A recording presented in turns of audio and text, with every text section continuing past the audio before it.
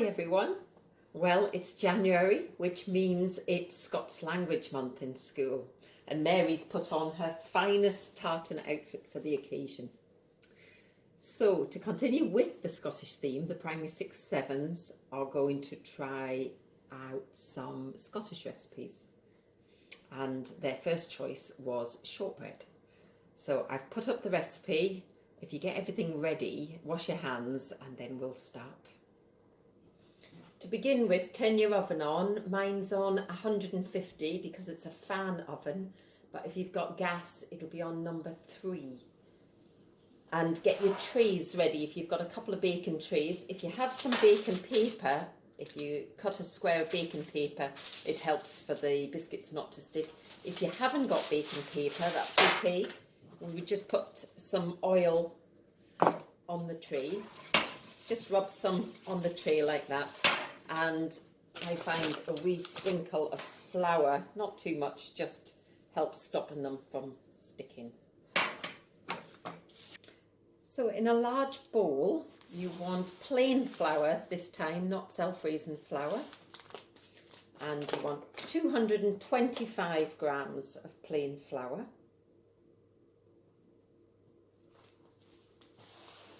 And 75 grams of sugar,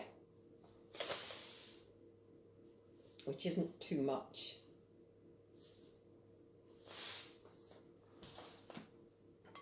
And 150 grams of butter.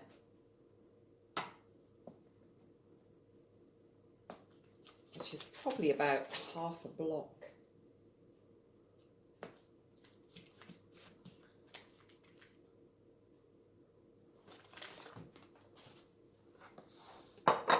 Try not to have the butter too cold. Maybe leave it out the fridge for a little while before you start cooking with it.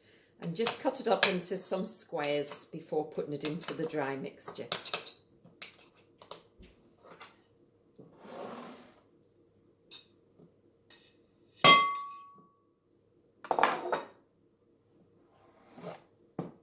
Now for the fun bit, get your hands in and rub the butter into the flour. It's a bit of a messy job. It might take a little while and it will start to look like breadcrumbs, and then eventually it'll clump together into a dough. If you've got an electric machine, I have a Kenwood, but there's lots of different sorts. There's a KitchenAid and other ones. You can do this in the machine, which is much quicker, but not as much fun. So shortbread originates from medieval times, when it was really made from leftover bread dough, which was baked, sprinkled with sugar and left to harden and dry, and it turned into a rusk. And then over time the yeast was replaced by butter and it became like a sweet treat, particularly around Christmas time. And apparently it was one of Mary Queen of Scots' favourite treats.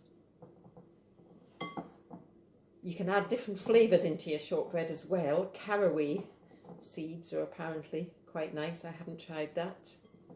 But I know at school last Easter for the hub we made lemon shortbread, which turned out quite good. So this is starting to look like breadcrumbs. Still a long way to go though. So just keep rubbing all the big lumps into the flour. And then once it's all rubbed in, just try and clump it together and it should form into a dough. So the mixture should eventually turn into a lump of dough like this. And then we want to roll it out and make some shapes. So sprinkle the surface with some flour.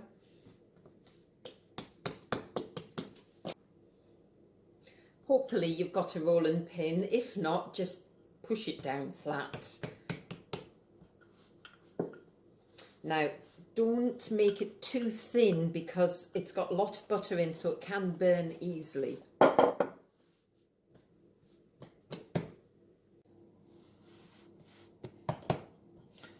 wants to be about the thickness of a pencil. You can even put a pencil there and roll it with the pencil beside it, and that will give you a good measurement.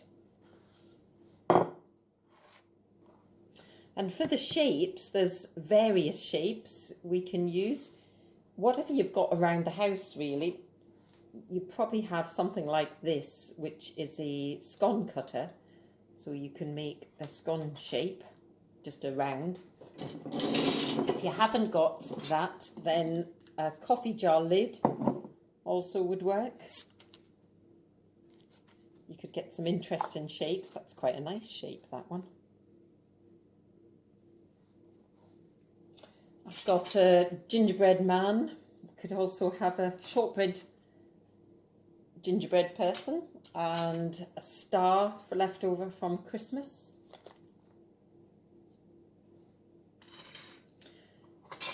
The other traditional one would be shortbread fingers, and I tend to just use a ruler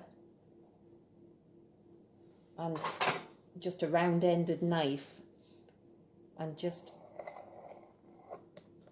slide the knife along each side of the ruler, and that gives you a really good width, and then just cut them into the size that you want.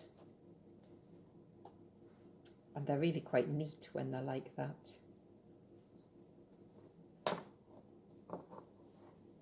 And one of the most traditional Scottish shortbreads is a petticoat tails, which you can just roll out, put a plate over the top and cut around, and then you just pop it onto the tray and just mark off maybe 8 sections, triangles.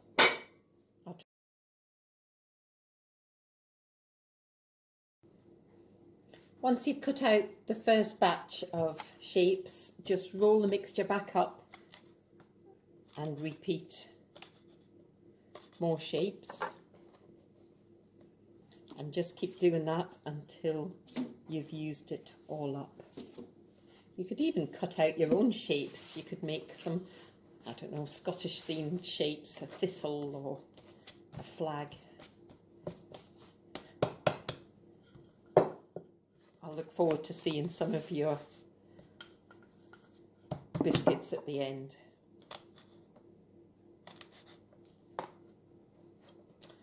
There.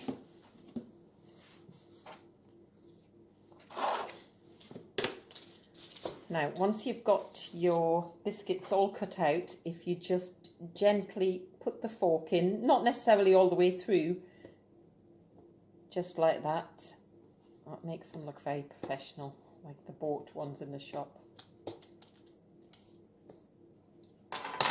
And then make sure you get an adult to help you put them in the oven and take them back out.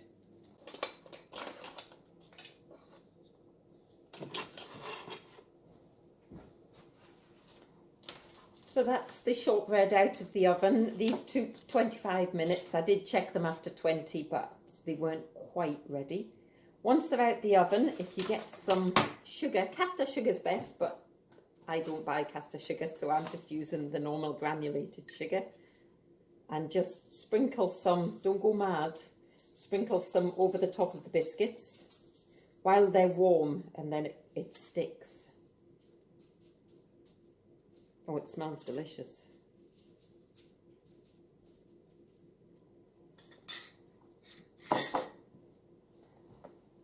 So once you've done that, there we go, hopefully you can see that. Once you've done that, let them cool. If you've got a cooling tray like this, you can slide them onto that, but you don't have to. And I think me and Mary are going to enjoy these with a cup of tea this afternoon.